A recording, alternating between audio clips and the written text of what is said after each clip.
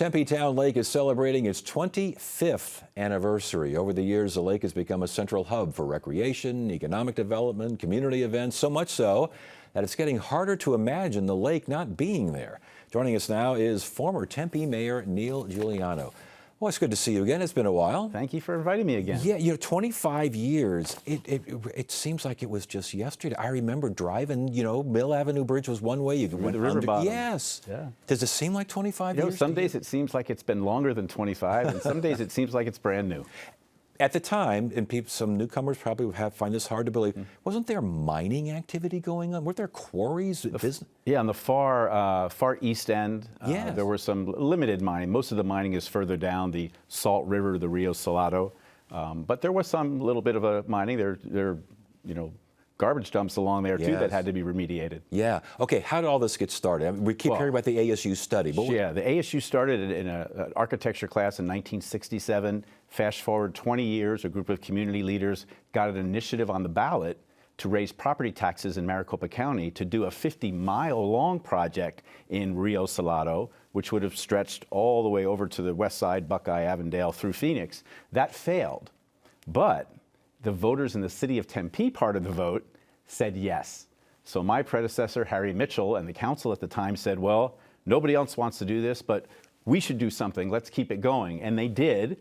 And literally 10 years later, in 1997, I was then mayor for about 3 years by then, and we decided to build the Tempe Town Lake, and we started construction in 97. Took 2 years to build the lake, and it was finished in 1999. And I remember watching that thing get built going, Yes. I don't know if they're going to pull this thing off. I'm not quite so sure about this. There were a lot of skeptics. Yeah, but you did. There are also a lot of critics, and Yes. there probably still are somewhere out there. Those maybe a little more difficult to find. What were the arguments for and against?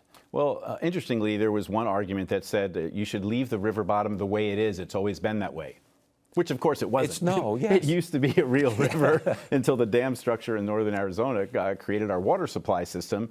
But people have to remember, it's legally and technically a flood control project to protect the surrounding areas from 100-year floods and 500-year floods that probably you and I may not be around for either one of those, but that's its origin, and that's why the federal government participated, the state participated, the city of Tempe participated, Maricopa County participated, so it's very large and complex. But I think we were both around for those floods in the late 70s and early 80s. Yeah. Those were monster floods with crazy rain. Yes. How much did that make this more possible? Well, it made the argument to do a flood control project that could really be disguised as a recreational and urban economic development amenity a whole lot easier. Okay, the original water came from, was that originally CAP water that filled up that lake? Yeah, originally. Okay, but what's when we see the water in the lake right now, where's that water coming from? It's still originating from Colorado River, through the Colorado River. Is it? Yes. I thought that was all SRP water coming in there. No, I think it's still Colorado River water. There's probably SRP participation in it too. Yeah. There are 9 pump and recovery wells underneath the lake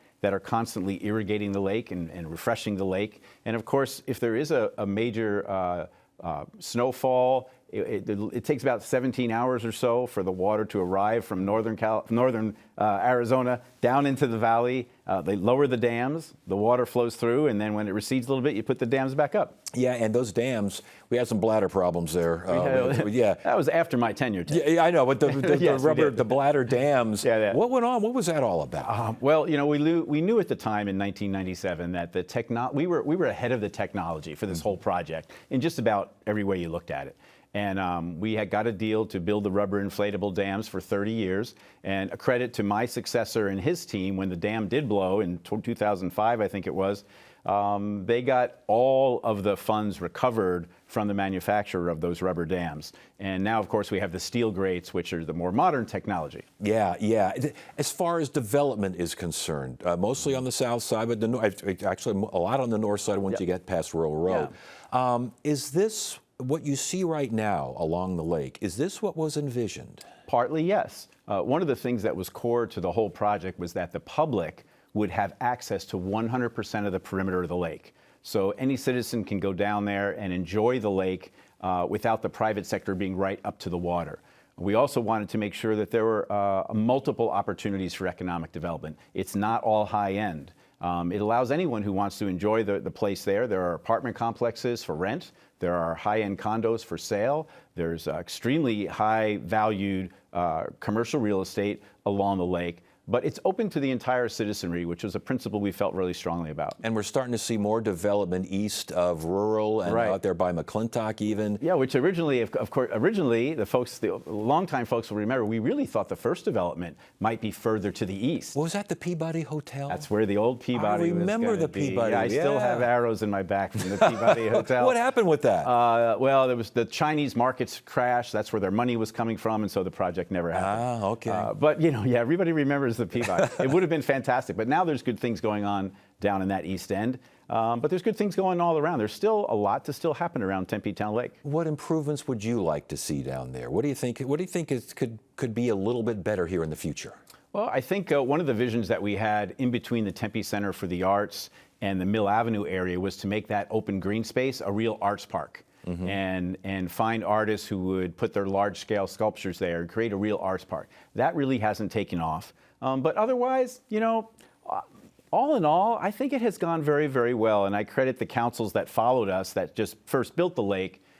They kept the vision alive. They moved it forward. They tweaked it a little bit, of course, but it's been a huge success. Over $2 billion of economic impact around the Tempe Town Lake area, which is huge for a city that's landlocked and can't grow out anymore. We have to improve the land that we have. Is there any talk of Phoenix doing anything like that in other areas? There's tremendous talk about what's going on. It's called Rio Reimagined. And from the Ed Pastor days, Senator McCain, before he died, asked ASU President Michael Crow to work on stimulating the next 40 miles west.